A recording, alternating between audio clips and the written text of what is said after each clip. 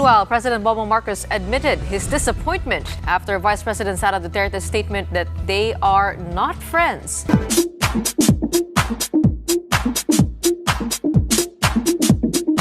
Sinabi natin noon, dapat yung courtesy, kung meron kayong interparliamentary courtesy na binibigay sa VP o sa President, sabi niya dapat tradition, di igawad nyo rin. Sabi ko, di ba? Kasi tinanggal na nila parang nabaliwala na kay VP Sara, di ba? So, di ba sabi ko, para hindi kayo mabatikos, ganoon din yung gawin nyo kay Pbbm. Diba? Hindi lang pala siya required umaten, but at least, di ba, hayaan nyo yung ibang mga mambabatas na magtanong. Doon sa budget ng VP, ng OP. May representative naman. Kasi pagka tinanggalan mo si VP Sara, yung OVP ng tinatawag na interparliamentary courtesy, tapos ibibigay mo rin sa OP, baka sabihin na mumuliti ka. So, dapat pantay lang. Pero yun nga, ang exception lang naman is hindi aatin yung head, ang presidente, during the budget hearing. Wala na ibang exception. Si Pangulong Marcos. So yun, di ba, tinake up naman natin yun. So, naman ibig sabihin na natitake up natin madalas ang sila Bato, sila Senator Bato, Senator Bongo, anti-Duterte tayo. Hindi naman. Nakakataon lang. Yun yung news. Tama. Yun ang mainit na pinag-uusapan. Katulad yan, anti-take upin naman natin yung ano nangyari doon sa US. Si Kibuloy. Pero eto, partner, basahin ko lang muna. Kakapasok lang to na balita. Kasi nasa ASEAN na summit ngayon ang Pangulo. So, nagkaroon ata ng partner ng kumbaga parang press con doon ang Pangulo at may nagtanong sa kanya patungkol nga sa sitwasyon nila ni VP Sara at yung binabanggit na hindi na sila hindi na sila magkakaibigan ng Pangulo. Sabi ng ang tanong is ano masasabi mo sa sinabi ni VP Sara na hindi naman kayo naging magkaibigan o hindi kayo magkaibigan, parang ganon. Recall that during last month's budget hearing in the House of Representatives, Duterte said that she and Marcos only had to communicate because they were a tandem during the campaign. But they are not, quote-unquote, friends. She also mentioned that only Marcos she considers a friend is Senator Amy Marcos, whom she has known since 2012. Naman kasi kami talaga nagkausap niyan, hindi kami magkaibigan.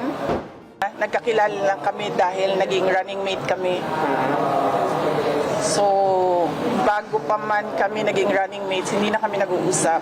Nagkausap lang kami during campaign at dahil sa trabaho noon. But ngayon, hindi na kami nagkausap. Ang kaibigan ko talaga si Senator Amy Marcos. Kilala niya ako since 2012. Ano sagot? Anong reaction? Hindi ko na nadinig yung reaction ni Pbbm a little dismayed nga siya. At sabi nga niya, I don't know anymore. I'm not quite sure. I understand. Yun nga, medyo siya. I'm a little dismayed to hear that she does not think we are friends. I don't know anymore. I'm not quite sure I understand. I'm a little dismayed to hear that she doesn't think that we are friends. I always thought that we were, but maybe I was deceived. Recall that during last month's budget hearing in the House of Representatives, Duterte said that she and Marcos only had to communicate because they were a tandem during the campaign. But they are not, quote-unquote, friends. She also mentioned that only Marcos she considers a friend is Senator Amy Marcos, whom she has known since 2012. Ibig mo sabihin, partner? Oo. Hindi niya nadinig. Hindi niya nadinig. Na sinabi noon? ng pangalawang Pangulo. I always thought that we were, but maybe I was deceived. Ang sabi niya, he was deceived? Oo. Siya ang naloko. Liwanagin natin yan, sabi ng Pangulo. Pbbm. I was always taught that we were, but maybe I was deceived. Sabi ng Pangulo. No. Ala. Para siyang AI din eh, no? Kung mag-isip. Si BBM. Ano, purely logical lang, based on what he hears. Oh yeah, ngayon lang to. Mukhang hindi nakarating sa kanya yung salita na yun ni VP Sara. Ilang weeks na, 1 month ago? Matagal-tagal. Hindi, yeah. Parang ganon. Oo. Matagal na yun eh. Medyo matagal na yun, di ba? Hindi kami magkaibigan. Ang kaibigan daw niya ay si Senator Aimee. Oo. Di ba? Parang nagkasama lang sila to have this unity team. Baka siguro, hindi na lang pinansin ng Pangulo. At ngayon, nagtanong ang media, ngayon lang siguro siya nagbigay ng kanyang reaction partner. Hindi ko alam kung totoong hindi niya nadinig. Oo. O sobrang siyang busy at ito yan eh.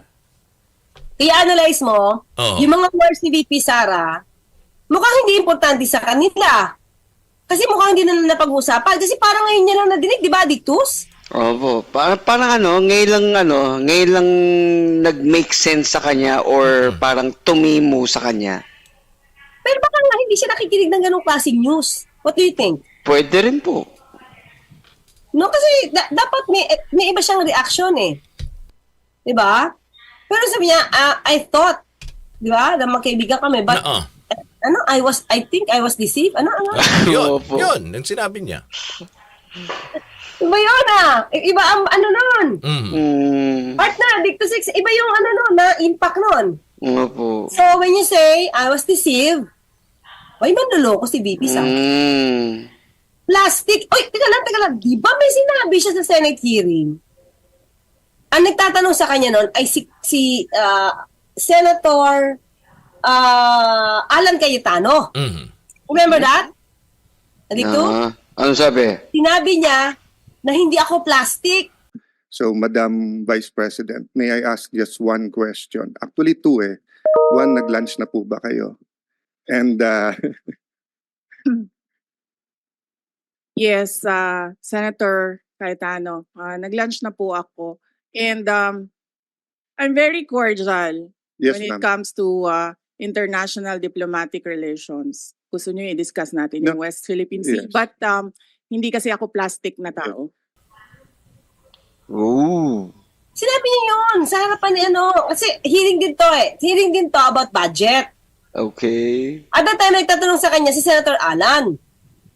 So, may pinanggit siya na hindi ako plastic. Okay? So, kasi si Alan naman, maka-Duterte naman yan. So, kaya kampante siya magsita. Hindi ako plastic. No? Pero kung ito yung word, no? Ito yung mga binitawang salita ni PBBM na I was deceived, lumalabas plastic si VP Sara? Yan yung orokan. Oo. Well, yun ang kumbaga parang napagtanto ng Pangulo ngayon. Kasi ang binabanggit ito nung una sa panig ni VP na sinasabi nga na napadala lang siya, di ba? Dahil nga sa pagkukumbinsi sa kanya na para tumagbo kasama si PBBM. Na ang sinasabi nga niya, ang kanyang kaibigan talaga, ang kapatid. At hindi si Pangulong Marcos. So parang ganon din yung obserbahan, ganon din ang sinasabi ng pangalawang Pangulo. So, ngayon ang Pangulo, ang kanyang reaksyon, ganon din ang kanyang naramdaman doon sa sinabi ng pangalawang Pangulo na parang hindi sila magkaibigan at yung kanilang pagkakaibigan ay para lamang sa eleksyon. It's just a marketing scheme. Diba? Para lamang sa eleksyon. Pero, nung nagsalita si PBBM, lumalabas kasi, doon sa salita niya hindi ko masabihin totoo yung sinabi niya. Pero sa salita niya, lumalabas na never niyang tinuring na kaaway si VP Sara. Opo. Tinuring niyang kaibigan. Sa salita niya, Yes, oo. kung drama to o katotohanan to, hindi natin alam kung ano nasa ni PBBM. Pero kung papakinggan mo kung paano niya to sinabi, mukha siya, nasaktan siya. Nasaktan siya. Parang ganun ba? Nasaktan siya. Dismayed eh. Dismay, nasaktan siya, nagulat. Hindi niya inakala dahil tinuring niya Kaibigan. si VP Sara. Kasi hindi pa sila magkaibigan, so niloko lang siya. Ganon yung dating, partner. Nabudol. Nabudol. Nabudol. Nabudol, lumalabas. Yun na yung sinasabi kanina. 'Di ba? Sa politika, nako hindi kanina yung sa drama, 'di ba? Dapat hindi nag-aaway-away. Pero di natin masabi eh. 'Di ba sa sitwasyon pagdating sa politika. Yun ang ano. Tama, no? Ngayon lang naman kasi ito na-take up, parang hindi naman sa kanya natanong ito. Di ba? Saka, kasi ang alam ko kay VP Sara, isa lang kaibigan, di ba? Yung sa book niya, isang kaibigan.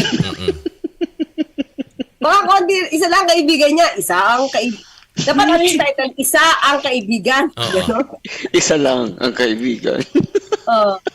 Notably, VP Sara was not appointed by Pbbm as the government's caretaker while he was in Vientiane, Laos, attending the ASEAN summit.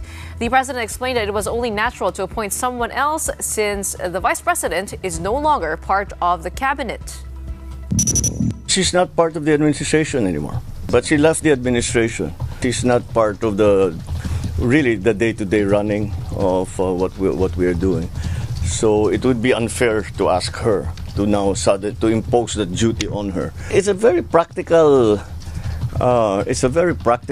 reason, actually. That's how I came to that conclusion. If you notice, the membership of the executive committee are all parts of. They're all members of the cabinet. Actually, nung nag-start yung sinasabing PBBM resign, ito ay nanggaling sa mga kaalyado mismo, no, ni VP Sara. Doon pa lang dapat mahirapan na magtiwala si PBBM. Pero during that time, nag-umpisa pa lang yung maisog rally, may PBBM resign na. Sa isang leaders forum kanina, nanawagan si Davao City Mayor Sebastian Baste Duterte na magbitiw na sa pwesto si Pangulong Bongbong Marcos. Wala na daw kasing silbi at ginagawang Pangulo sa mga nangyayari sa bansa at kahit anya mamagitan man lang sa iringan ng kanyang mga kaalyado. Gaya na nga lang daw ng nangyayari kina Vice President Sara Duterte, ang kanyang ate, at House Speaker Martin Romualdez at ang gusot sa pagitan ng Senado at Kamara. Narito ang ilan sa kanyang mga pahayag kanina. Mr. President, kung wala kay gugma o wala kay aspirations sa imuhang nasod, resign.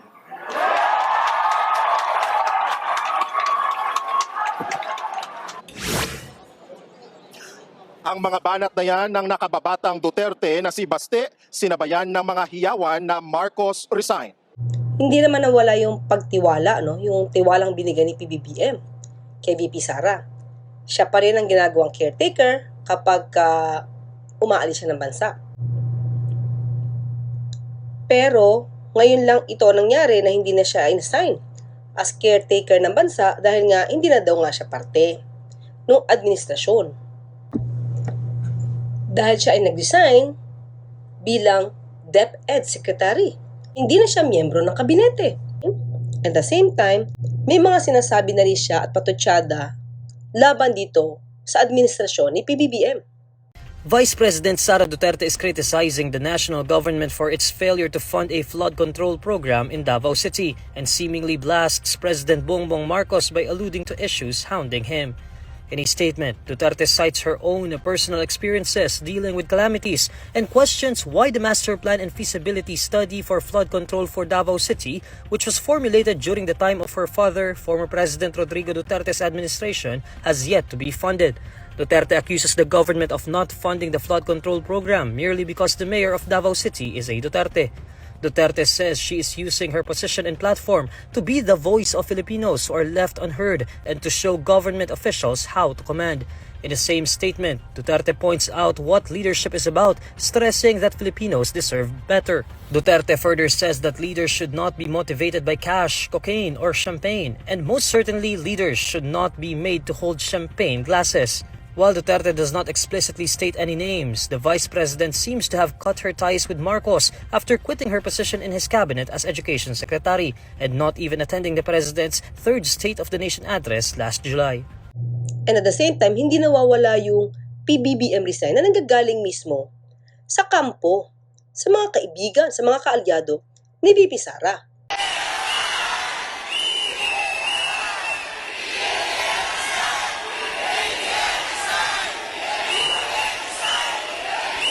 Simple lang yan. Doon pa lang talaga, mahihirapan ka na magtiwala. Dahil baka pag nawala ka, ikaw ay nasa ibang bansa, kung ano ang mangyari. Kung siya man ang magiging caretaker, no? Solong caretaker ng bansa.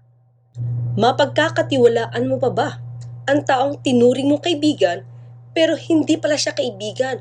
Kung hindi, nagmi-misrepresent lang siya na kaibigan. Kaya ngayon, sinasabi mong nabudol ka.